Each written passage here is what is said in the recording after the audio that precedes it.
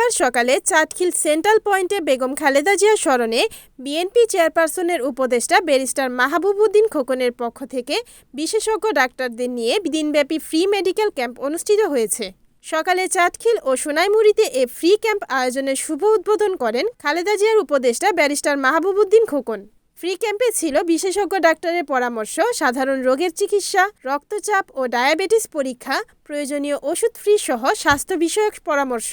সুস্থ মানুষে গড়ি সমাজ, গড়ি দেশ, মানবতার সেবাই আমাদের একমাত্র বেশ, এই প্রতিপাদ্যকে সামনে রেখে মৌসুমী জেরিন সোনিয়া ও তার পরিবারবর্গের আয়োজনে উক্ত ক্যাম্পে শত শত নারী পুরুষ শিশু চিকিৎসা নেয়। এছাড়া খালেদা জিয়ার স্মরণে সোনাইমুড়ী জায়গাসহ আরও কয়েকটি ফ্রি ক্যাম্প উদ্বোধন করা হয়। Report Muhammad Suman Bhuiyan, NNTV, Noakhali.